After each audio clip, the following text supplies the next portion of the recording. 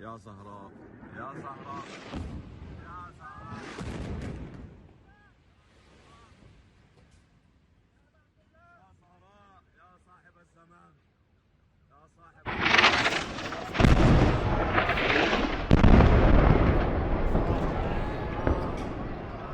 So in the past few days, the IDF has basically, as you said, has shifted the focus from just the military infrastructure and the weapons caches of Hezbollah to targeting its military infrastructure. We know that Hezbollah is basically a financial empire. They built over the years huge amounts of money, mostly from drug smuggling, but also donations from Iran and activities inside Lebanon. And the IDF revealed a few days ago that they had intelligence about 500 millions in cash and gold being stored under a Beirut hospital. So we know that if he wants to defang Hezbollah, it's going to have to target not just its military infrastructure, but also its financial power. So it's part of that ongoing operation. This morning, the IDF Arabic spokesperson has actually issued evacuation order for Tyre, which is a coastal city, not for the whole city, but for certain neighborhoods in the area. So we see that the IDF is expanding its ground operations in South Lebanon, pushing north, and at the same time targeting infrastructure in Beirut's southern district and in the Bekaa Valley. So yeah, it's still a wide scale operation. Although the IDF also announced a couple of days ago that they're going to wind it down within a few weeks to allow residents of northern Israel to return to their homes. I heard a commentator yesterday say that what Israel is doing to Hezbollah is not just decapitated, but basically doing open heart surgery. So they haven't just taken out the leadership, which was first Nasrallah and then Hashim Safiuddin. And Netanyahu said also a few days ago that they were going to kill the successor to the successor to the successor. So you see the pattern there. But they've taken out so much of the leadership that we don't really know who's in control right now. I mean, Hezbollah still has powerful capabilities. We know that they launched drones against the canteen of a military base, against Netanyahu's private home. So obviously they still have a lot of capable people on the ground, but we don't really know who's in charge at this point. And the assassination of Hashim Safiuddin, which was actually taken out a few days ago, but only confirmed yesterday, just proves that whoever's in the command chain, his days are numbered, basically. We've seen that Israel's defenses are actually quite weak when it comes to drones. As I said, the drone that hit Netanyahu's house was a powerful reminder. We've done better with the rockets, but we still know that Hezbollah has at least 30% of its rocket arsenal that it had before the launch of the ground offensive. And there's still thousands and thousands of rockets, including the long-range rockets that it's keeping for Iran, basically in case Iran is attacked. To retaliate against Israel. So yeah, the threat is still there, and many people agree that at this point, once the ground offensive is over, the international community is going to have to push for a diplomatic solution. Although Hezbollah is deeply entrenched in Lebanese society, but solve the political crisis. Lebanon has been without a president for nearly 2 years now, and the Lebanese forces, or an international force that is not UNIFIL, needs to take over control of the country. So yeah, that's a challenge for the future. I mean, it's a harbinger of the retaliation against Iran. Now that the THAAD defense system has been installed inside Israel, it seems likely that Blinken's presence here is basically the last conversation he's going to have with Israeli leaders before retaliation and before the upcoming US elections. So apparently, Secretary of State Blinken tried to persuade Netanyahu to capitalize on the assassination of Sinwar and the recent achievements against Hamas and Hezbollah to come to a swift end to the war and to come to a truce and agreement and release of the hostages. But Netanyahu seems to be dragging his feet. He keeps insisting that Israel needs to continue the war against Hamas and Hezbollah and against Iran until total victory. And also, Blinken made some demands on the humanitarian situation, especially in northern Gaza, asking for more humanitarian aid to go in. But Netanyahu again, or the military establishment, is insisting that the ongoing operation in northern Gaza needs to continue. I think Israel can still strike very significant targets, even if no, it's not the nuclear facilities and not the economic infrastructure in the oil fields. I think the American administration has made that point clear in the past, and Israel has also somehow committed not to strike that infrastructure. Maybe Blinken is here again to drive the point home that this is going to have powerful repercussions for the global economy and the U.S. allies in the Gulf region. But it seems that the Iranians are also very concerned. The Iranian Foreign Minister Arakchi has been on a tour of various countries in the region, trying to persuade Arab leaders not to cooperate with the upcoming Israeli attack. And it seems that the Iranians really understand that there's a lot at stake for them, for their economy, for their political stability. I don't think Israel is gonna go for the leadership, not for the Ayatollah, because that would have like dramatic consequences.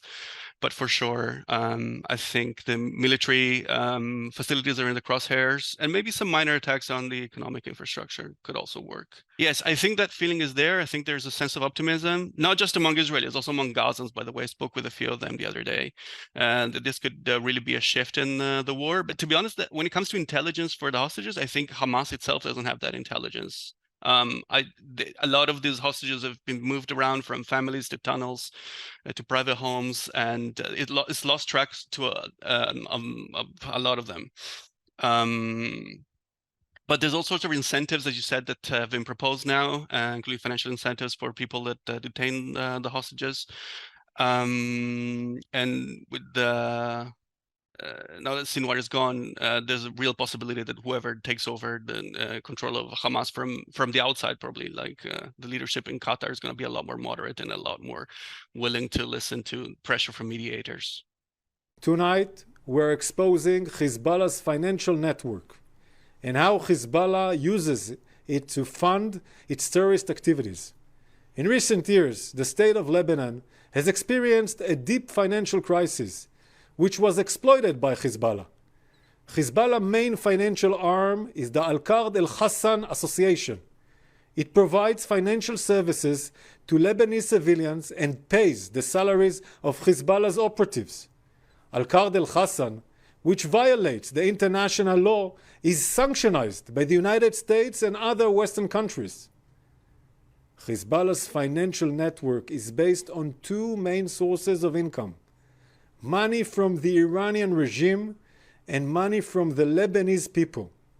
Iran's Quds forces transfer money to Hezbollah from Iranian oil sold in Syria. Iran also sends suitcases of cash and gold by planes to the Iranian embassy in Beirut, and then directly it goes to Hezbollah.